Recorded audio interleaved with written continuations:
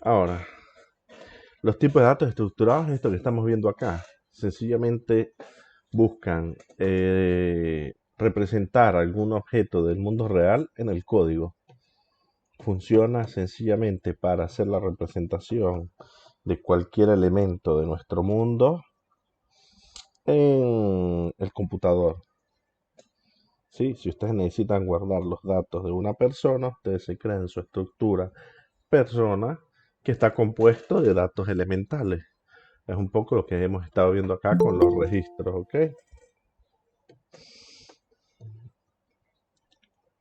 Es exactamente eso. Cuando nosotros hablamos de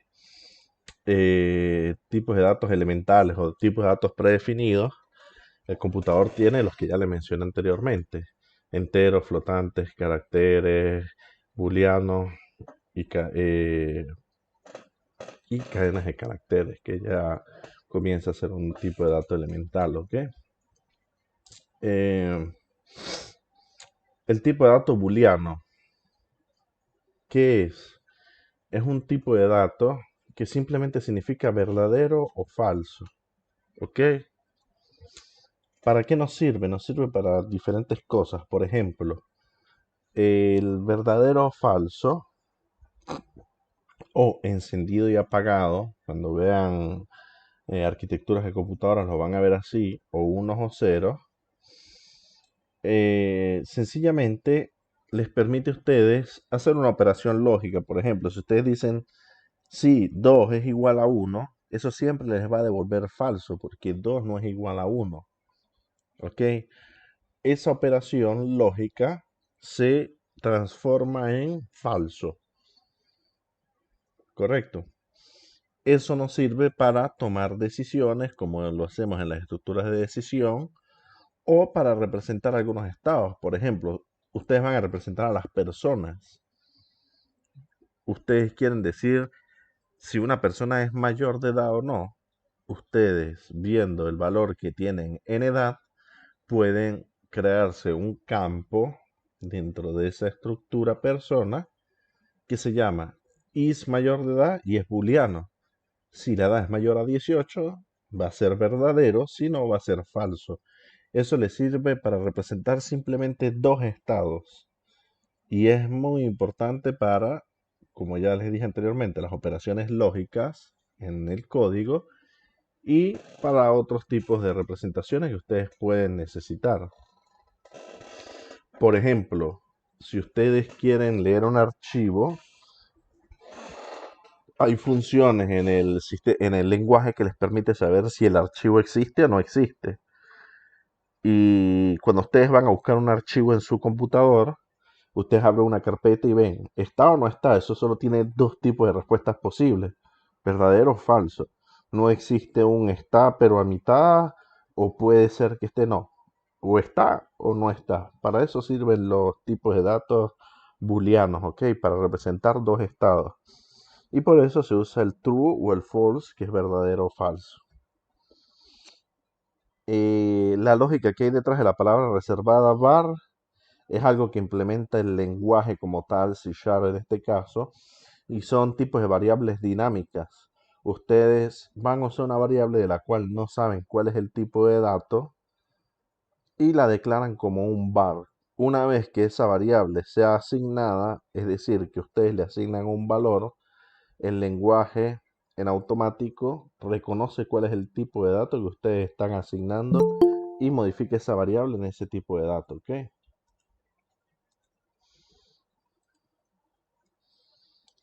¿Tienen alguna otra pregunta al respecto?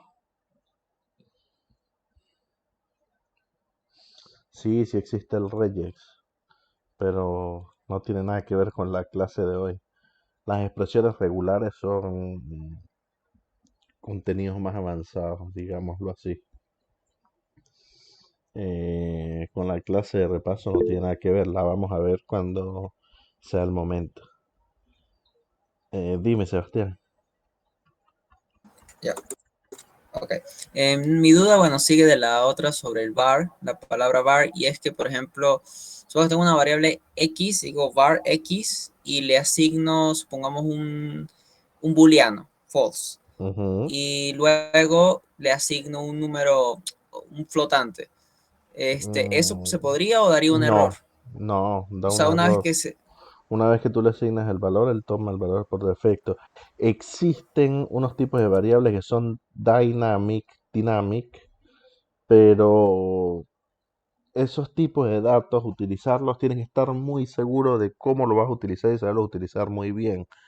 ¿Por qué? Porque puede que en algún momento en tu código, sobre todo cuando empiezas a utilizar ya programación orientada a objetos, funciones, etcétera, tú lo puedes cambiar, lo puedes modificar de un valor a otro, pero es muy, muy, muy probable que si lo cambias, en algún punto de tu código tú estás esperando que sea un entero y te llega un carácter. Y eso te genera una excepción en el programa, ¿ok? Yo no los recomendaría el uso. Son muy, muy particulares los usos en los que los tienes que hacer. Tienes que saber muy bien lo que estás haciendo, ¿ok? Existen, pero tienen otro tipo de aplicaciones. Por lo general, si tú defines la edad de una persona, es un entero y ya, o sea, eso no puede cambiar.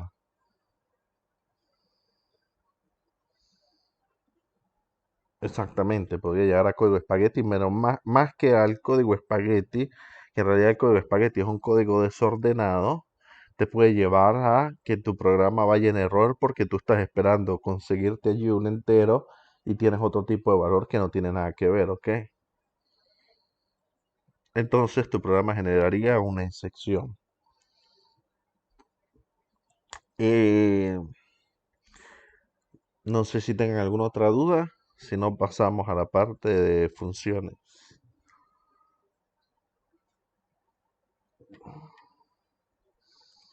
Ok, entonces, funciones, procedimientos y funciones. Nosotros en programación o en la informática existen las subrutinas o subprogramas o funciones. Nosotros partimos con la idea de que la programación, desde programación uno es secuencial, ¿ok? Las instrucciones se ejecutan línea tras línea y hay ciertos mecanismos para manejar el código que te permiten saltar o tomar caminos diferentes, pero inevitablemente siempre la programación es secuencial, ¿ok? Por eso acá hablamos de subrutinas o subprogramas. Sabemos ya que todos nuestros programas de console, por ejemplo, tienen que tener una función main. Esta función main es la función a la cual el compilador, cuando ustedes crean su ejecutable, es la función principal, es la función que se va a llamar cuando ustedes ejecutan su ejecutable, pues valga la redundancia, ¿ok? Eh, Posteriormente, entre estas metodologías que existen, como son los if, else, estructuras de decisión, estructuras de repetición, ustedes pueden manejar cómo se comporta este código secuencial, si quieren que un código se repita, si quieren que en base a ciertas condiciones haga una cosa o haga otra, pero sigue siendo siempre secuencial. Entonces, ¿por qué aquí hablamos de subrutinas o subprogramas? Porque el compilador tiene la indicación de esta función main, pero ustedes pueden modificar su programa en modo de que si tienen que hacer una operación varias veces, lo declaran el código en una subrutina y ustedes pueden llamar a esta subrutina, este subprograma, ¿ok? ¿En qué varían? Básicamente hay dos grandes clases, ¿ok? Son procedimientos y funciones, ¿sí? Pero teóricamente, ¿qué quieren decir? Veámoslo acá en la definición. En informática, una subrutina o subprograma, también llamada procedimiento, función, rutina o método, para quien revise bibliografía se puede conseguir cualquiera de esos conceptos, como idea general se presenta como un subalgoritmo que forma parte del algoritmo principal, el cual permite resolver una tarea específica. Pero, ¿por qué decimos algoritmo que forma parte del algoritmo principal? Por lo mismo, el compilador va a enlazar el código que se va a ejecutar a la función main.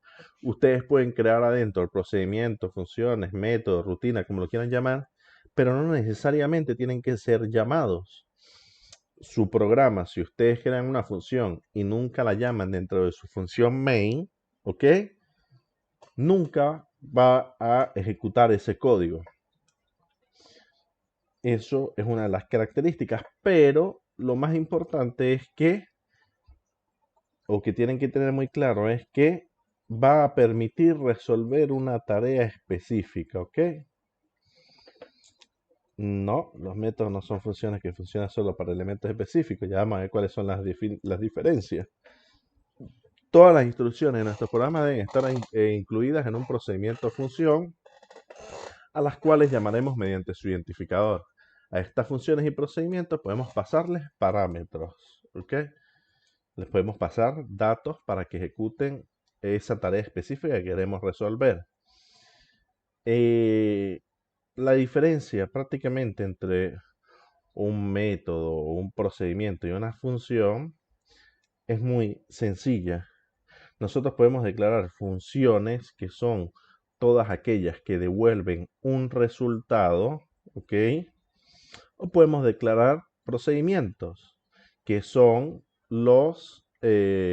digamos, un tipo de función particular que solo ejecuta la acción y no devuelve ningún resultado. El resultado es void, vacío, en inglés, ¿ok? Entonces, esta prácticamente es la primera diferencia entre un procedimiento y una función. Si se habla de función, se habla de una tarea específica que va a restituir un valor, que va a devolver un valor, ¿ok? Va a manipular ciertos datos y va a devolver un valor, mientras que el procedimiento es vacío, no devuelve ningún valor. Es muy, muy importante tener este concepto claro. Posteriormente acá decimos que en C# existen 4 tipos. De igual manera que en la parte de variables, acá les dejé una referencia con la documentación, ¿ok? Con una documentación de una página. Ahora, acá decimos, en C# existen 4 tipos. Los procedimientos que ejecutan un código petición sin devolver ningún resultado. Las funciones que ejecutan un código y devuelven un resultado al código que las llamó, ¿ok?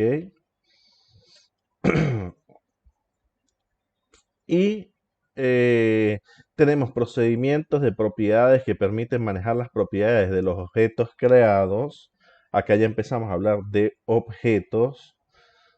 Y los procedimientos de operador utilizados para modificar el funcionamiento de un operador cuando se aplica a una clase o a una estructura. Está escrito allí, nota, los puntos 3 y 4 los abordaremos en el tema 2, cuando empecemos a ver programación orientada a objetos, porque son dos tipos de procedimientos o de funciones que están referidas directamente a la programación orientada a objetos. ¿Ok? Hasta ahora lo que ustedes conocen son el 1 y el 2. Funciones del tipo void o pure, o al contrario de funciones del tipo de valor que ustedes quieren restituir, que quieren calcular y retornar. Si vamos a la siguiente diapositiva, tenemos esto. Yo lo hice así para dejar bien claro cuál es la diferencia entre el uno y el otro. Un procedimiento, ¿ok? La visibilidad de un procedimiento viene determinada por la declaración private, public o internal. Esto en C#, que luego se los voy a explicar. Por defecto, si no se indica nada, se entiende que es public.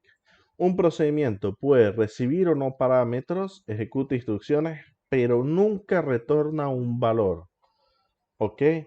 ¿Cuál es la sintaxis particular? Void limpiar, ejecuto las instrucciones para limpiar y no devuelvo ningún valor. Esto que ven acá, public, private, internal, son cosas de clases que van a aprender a utilizar cuando veamos programación en tal objeto. Eso se llama permisología. ¿Ok? En unas funciones tenemos el ejemplo contrario. Las funciones pueden recibir o no parámetros. Los métodos también pueden, los procedimientos también pueden recibir parámetros, por cierto. ¿Ok? Ejecuta ciertas instrucciones y la ejecución del return, esta palabra reservada, devuelve un valor de salida de la función. Ahora, El void indica que la palabra return no debe estar acá adentro porque no se espera que devuelva nada.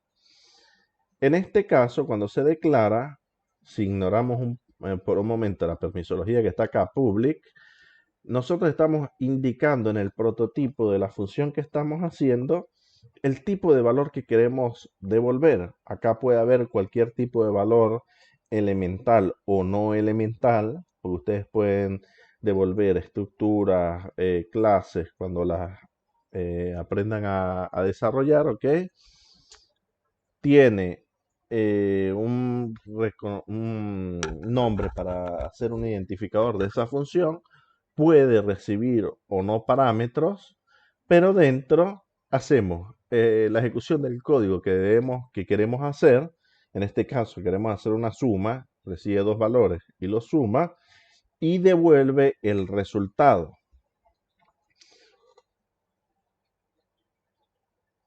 Ya le digo cuál es el ejemplo de limpiar.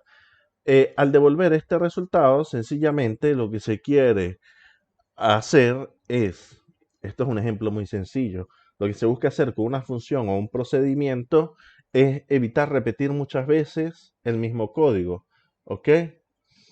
Entonces, un ejemplo de limpiar podría ser una función que en su programa de console limpie la console o que vaya a borrar todos los datos de un vector.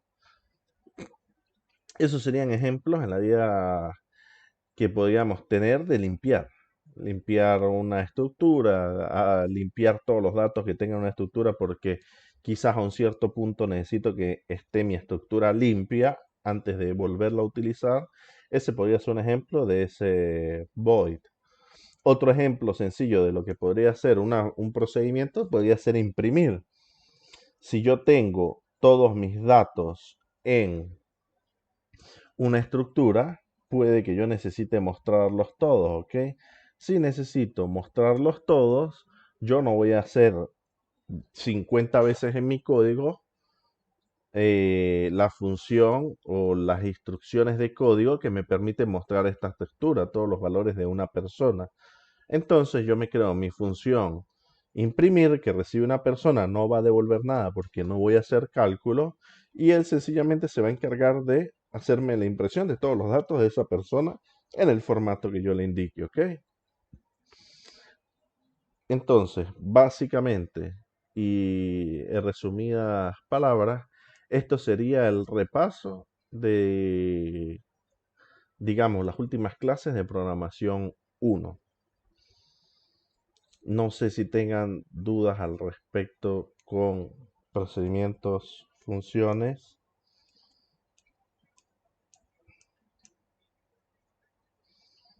¿Les queda claro? ¿Están seguros?